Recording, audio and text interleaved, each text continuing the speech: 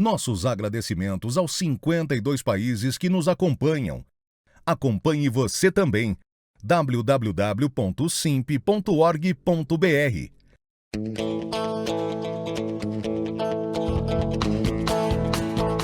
Começa agora o programa Hora e a Vez da Pequena Empresa, sempre levando para você muitas informações e atrações. Confira. O advogado tributarista Mário Franco comentando recente decisão do Supremo Tribunal Federal sobre ICMS entre estabelecimentos. Também esteve conosco o advogado Marcos Tavares Leite. E nesta semana o presidente do Simp, Joseph Cury, recebe Bernard Api, secretário extraordinário da Reforma Tributária. Fique conosco.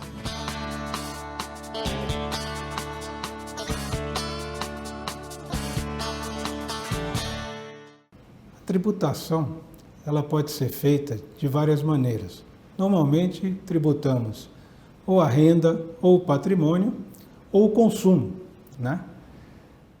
Na renda, temos o imposto de renda, conhecido de todos, estamos próximos à entrega da declaração. Patrimônio, temos, por exemplo, o IPTU, sobre o valor dos nossos imóveis. E no consumo, temos vários tributos sobre o preço das mercadorias. Um deles é o ICMS, Imposto sobre Circulação de Mercadorias e Serviços. No Brasil, temos um problema muito sério com o ICMS. Ele não é um imposto federal, ele é um imposto estadual, né? E aí temos diversas legislações quanto são as unidades federadas, incluindo o Distrito Federal. O Supremo Tribunal Federal encarou uma dificuldade num recente julgamento que eu gostaria de discutir com vocês. Por quê? Quando um produto sai de um estabelecimento de um vendedor para um comprador, é muito simples tomar o crédito dessa operação. Mas e se tivermos uma transferência entre estabelecimentos do mesmo contribuinte, né? Da mesma empresa? Por exemplo, ela produz um insumo lá em Manaus e manda para ser industrializado aqui, né, em São Paulo, né? O que fazer com essa transferência que não é uma compra e venda, é uma mera transferência? O Supremo Tribunal Federal entendeu que só haveria incidência de ICMS se fosse uma transferência econômica, ou seja, entre não contribuintes. E que na mera transferência entre estabelecimentos do mesmo contribuinte, não deveria haver incidência do tributo. Quanto a isso, definiu-se também que só valeria essa decisão para 2024, portanto, no ano que vem. Por quê? Porque criou-se um grande problema. Imagina aquele que produz em Manaus, né, tem os seus insumos e tem créditos lá no estado do Amazonas.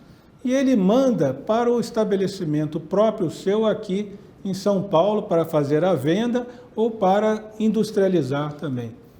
Se não incide nessa transferência, os créditos que ele tinha no Amazonas vão ficar no Amazonas. E o débito na saída aqui em São Paulo vai ficar em São Paulo. Um descasamento total que não foi observado pelos ministros do Supremo, tendo visto essa sistemática de não cumulatividade. O que aconteceu? Voltou-se, através de embargos de declaração, para uma nova definição do Supremo. E o que o Supremo disse?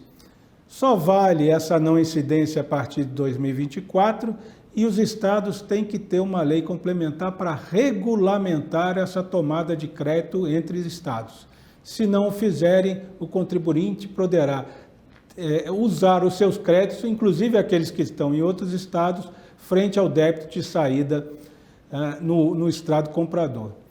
É uma demonstração da dificuldade que a tributação estadual de um tributo sobre valor agregado confere ao país e que deve ser alterada na reforma tributária, um tema que eu gostaria de uma próxima oportunidade de tratar com vocês.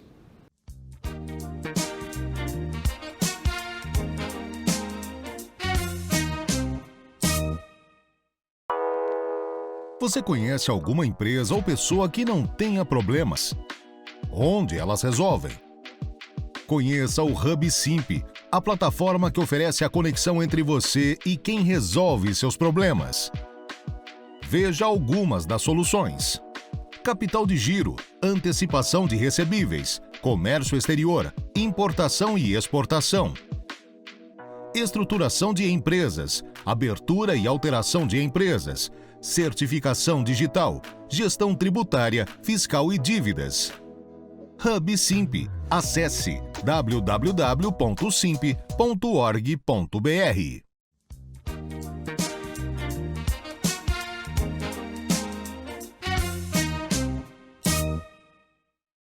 A reforma tributária continua sendo objeto de dúvidas, controvérsias, apoios e críticas. No que diz respeito a prestadores de serviços, ou seja, os contribuintes do ISS, ainda existem questões relativas à própria administração pública municipal, aos prefeitos e os contribuintes. De um lado, o contribuinte entendendo que vai haver um aumento na carga tributária àqueles que são prestadores de serviços. Do outro lado, os municípios que arrecadam o ISS com medo de perder receita tributária, principalmente aqueles que têm uma alíquota acima de 2%. O ISS hoje tem uma alíquota fixada de entre 2% e até o máximo de 5%, e os grandes municípios, regra geral, adotam as alíquotas mais altas, o que faz com que muitas empresas optem por ter sua sede em municípios onde a alíquota do ISS é baixa. Em relação aos municípios, cabe deixar claro que no caso do prestador de serviços e do imposto, que seja ou IVA ou IBS, a tributação vai ser na ponta, onde o serviço é efetivamente consumido, onde é tomado o serviço.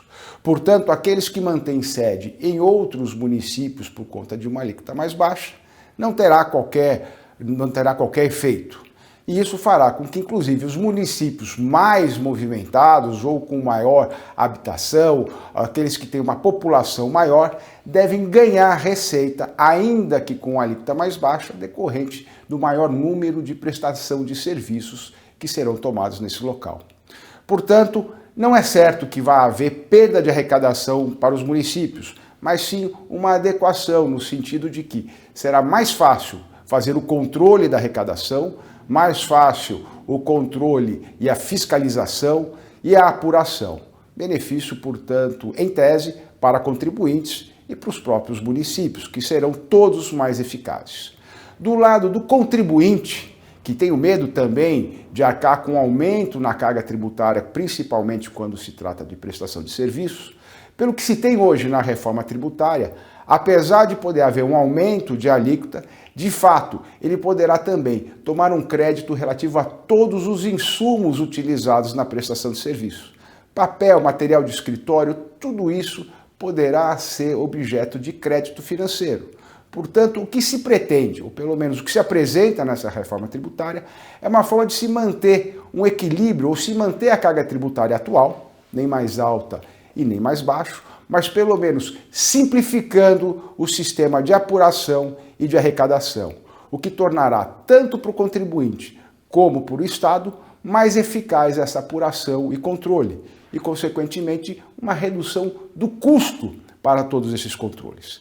Nesse sentido, a reforma tributária parece ser equilibrada e realmente positiva em todos os lados. O que nós temos que estar muito atentos é que, após a aprovação das emendas constitucionais que se apresentam, é a regulamentação em leis ordinárias e leis complementares. Porque o grande risco é de se colocar exceções, aqueles chamados jabutis dentro da legislação, que podem deturpar o que se pretende no sentido de facilitar a apuração e controles da receita tributária e da carga tributária para as empresas. Por isso é que o Simp tem mantido contato estreito com todos os agentes que estão trabalhando em torno da reforma tributária, no Executivo, no Legislativo, ouvindo opiniões, outras entidades, no sentido de melhor contribuir e fazer com que a reforma tributária venha, mas venha de verdade, em benefício do poder público e em benefício dos contribuintes e, principalmente, assegurando a participação do Simples, a manutenção do Simples, à microempresa e à empresa de pequeno porte.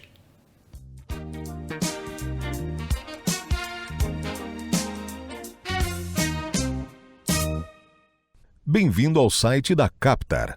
Você pode conhecer e comprar nossos cursos a partir da navegação na Home, indo até a área de cursos em destaque ou navegando pelo menu, que são essas 3 barrinhas perto do nosso logo. Com o foco em conhecer todos os cursos do nosso cardápio, você pode clicar em cursos e escolher uma das categorias. Você irá clicar no menu, depois em cursos e em todos os cursos. Na página que irá aparecer para você tem todos os cursos disponíveis na nossa plataforma. Agora é escolher o que você quer cursar, clicar no botão Matricule-se, pagar e esperar a liberação do curso na sua área do aluno. Parabéns pela escolha e seja bem-vindo! Entrevista da semana. O nosso convidado de hoje é o Dr. Bernardo Api, secretário extraordinário da Reforma Tributária. É um prazer tê-lo conosco. Muito obrigado, Cury, pelo convite de estar mais uma vez contigo nesse programa. É nosso prazer. Vivemos um momento onde um dos principais temas é a reforma tributária. Na sua avaliação, qual a importância dela nesse exato momento do país?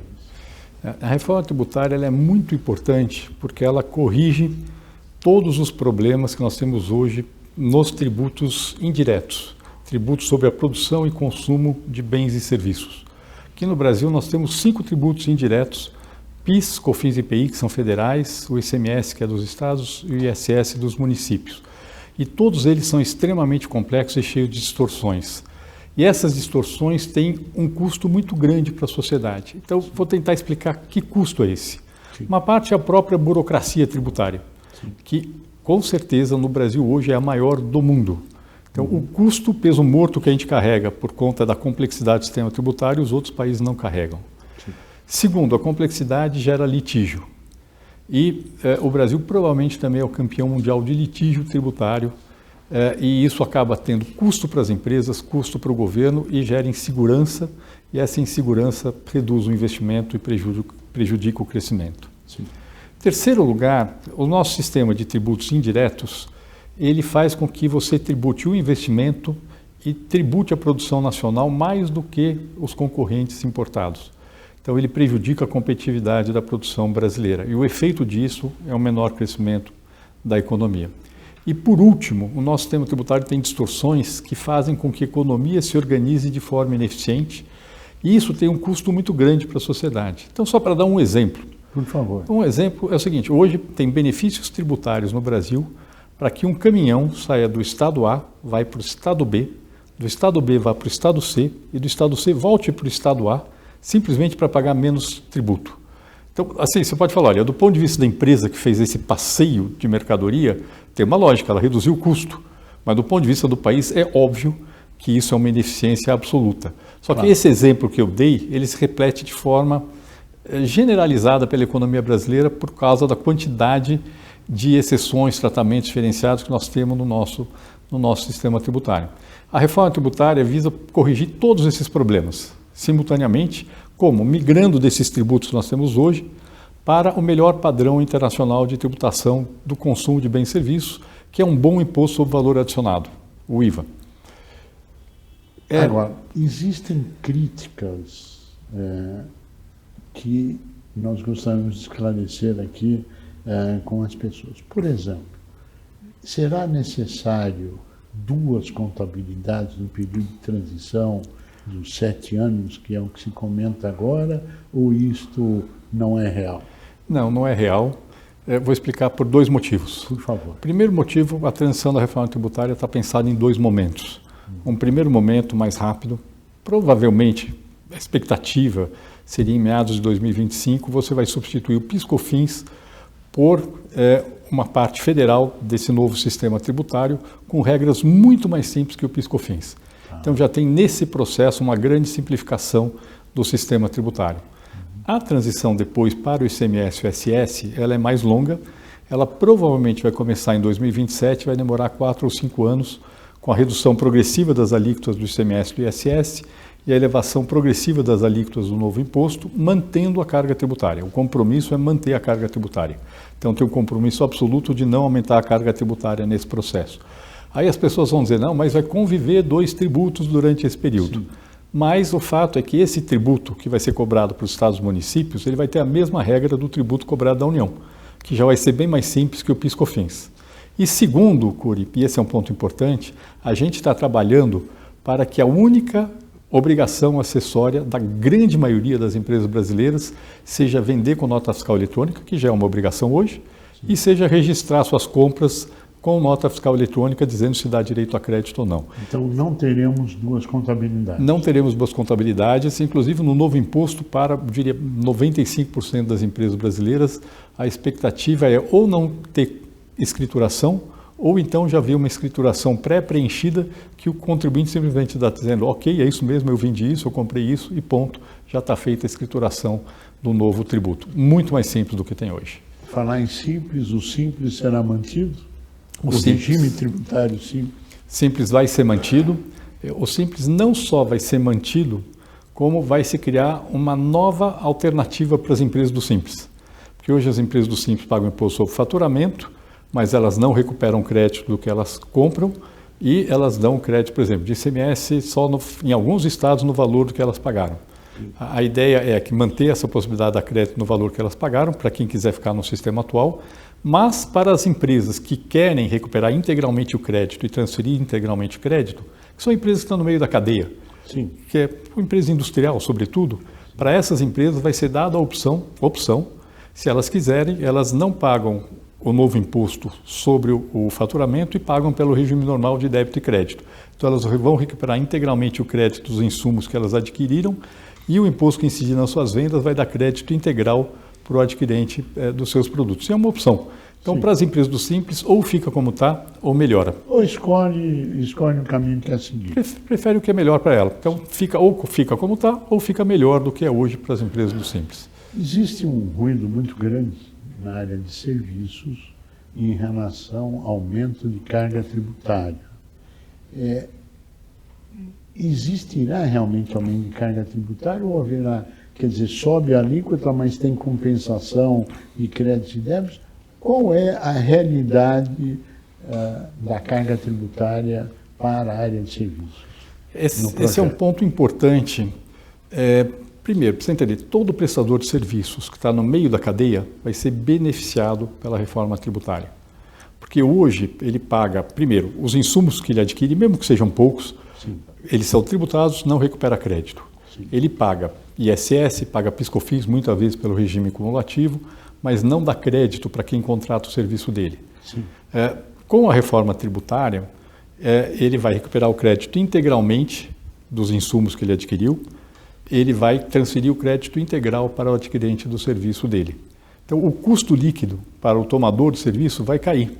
A gente fez alguns exemplos para uma empresa que paga 5% de ISS, 3,65% de PIS/COFINS, a redução do custo para o tomador do serviço pode ficar na casa de 12% a 13% em relação ao custo que ele tem hoje em função da tributação que existe hoje. Então, a empresa de prestação de serviço que está no meio da cadeia vai ser beneficiada com certeza absoluta. Tem aí a situação de venda de serviço para consumidor final. Neste caso, teria, para alguns serviços, pode ter uma tributação mais alta do que tem hoje, mas aí os serviços de interesse social, como educação, saúde, muito provavelmente vão ter um tratamento favorecido, discutido no Congresso Nacional. A decisão é do Congresso Nacional, mas muito provavelmente terão um tratamento favorecido. E, na verdade, muitos serviços que hoje não são tributados devem ser tributados. Não tem motivo, por exemplo, para que, sei lá, aluguel de automóvel pague menos imposto do que venda de automóvel. Tá certo? E hoje, aluguel de automóvel não paga nem ICMS nem ISS. Tem que pagar o mesmo imposto. Não tem motivo para que um serviço de streaming pague menos imposto do que uma camisa. Tem algum motivo? Então, e os demais serviços, tirando saúde e educação, que são prestados para consumidor final, são quase integralmente prestados por empresas do Simples que não vão ser afetados pela reforma tributária. Então, na verdade, o setor de serviços como um todo vai ser beneficiado. Existem algumas projeções que mostram que, mesmo com uma hipótese conservadora de impacto da reforma tributária sobre o crescimento, o setor de serviços teria um aumento entre 10 e 15 anos de 10% do PIB do setor de serviços com a reforma tributária. Ou seja, existe uma grande reclamação em função de desinformação, é isso? Eu acho que é isso. Eu acho que existe desinformação. Esse é um problema, de fato, as pessoas não entendem, é uma mudança grande. O Brasil está mal acostumado, está com o sistema que a gente tem extremamente distorcido. Sim. Tem um exemplo que o Nelson Machado dá, que eu gosto muito, que é o seguinte, ele fala, olha, muitas vezes o empresário brasileiro é que nem uma pessoa que você mandou entrar dentro de um baú, aí fechou o baú e fala, se vira aí, se acomoda. Aí a pessoa vai se ajeitando daqui, ali, consegue encontrar uma posição que ela não tem cãibra. Aí você abre o baú, que é a reforma tributária, e fala, pode sair agora. Aí a pessoa fala, não, eu estou bem aqui do jeito que eu estou, entendeu? Me acostumei, já me ajeitei aqui, eu não tenho mais, eu estou bem do jeito que eu estou. E muitas vezes as empresas brasileiras têm um pouco essa reação. Elas se acostumaram a conviver com um sistema muito ruim, e quando você fala, não, o sistema vai melhorar muito, elas falam, não, mas eu estou acomodado com esse sistema. É verdade, isso é a realidade, né? A acomodação das pessoas é a tendência natural na sociedade. Agora, quando nós estamos falando que não haverá aumento de carga, que haverá redução, que haverá o aumento da base tributária, a grande pergunta é, a discussão da desoneração da folha de pagamento, será agora, será no futuro? Ou haverá essa discussão?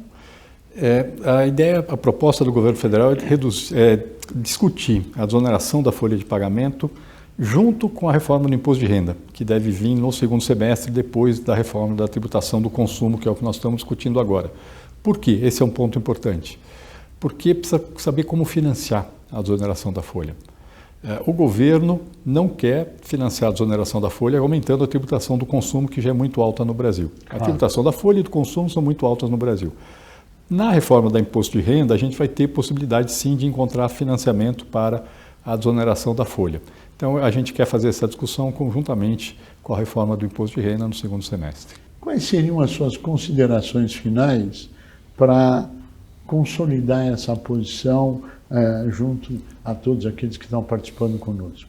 Precisa entender que a reforma tributária é um jogo de ganha-ganha. Se a gente tentar tratar a reforma tributária como um jogo de soma zero, que o que um ganha, o outro perde, aí a equação política não fecha. E ela não é. Ela é uma reforma que, no agregado, todos ganham. A economia brasileira cresce mais, portanto, ganham as famílias, ganham os consumidores, porque vão aumentar a sua renda, vai reduzir o custo, isso é uma coisa interessante, porque hoje a gente, quando está comprando uma mercadoria, a gente está pagando o imposto e estamos pagando também toda a ineficiência do sistema tributário atual. Verdade. O custo burocrático de pagar imposto, uma série de distorções que estão no custo dessa mercadoria que vai deixar de existir. Então, ganham as famílias, ganham as empresas, porque o volume de negócio vai aumentar, e ganha o próprio governo, porque mesmo se mantiver a carga tributária como proporção do PIB, se o PIB cresce mais, ele arrecada mais. Então, esse é o ponto fundamental. E quando a gente considera isso, a gente, com cálculos que estão feitos, que estão muito bem feitos, a gente mostra, inclusive, que todos os setores da economia brasileira ganham com a reforma tributária. Alguns ganham mais, outros ganham menos, mas todos ganham com esse efeito positivo da reforma tributária sobre o crescimento. Bernardo Appi, nós queremos agradecer muito a sua participação. Tomara que o Congresso aprove tudo isso que foi dito e esperamos que isso ocorra para o benefício da sociedade. Menos imposto, benefício para todo mundo, simplificação para todo mundo, é o desejo de todos. A você que esteve conosco, o nosso mais profundo agradecimento, com a certeza que estaremos juntos na semana que vem. Até lá!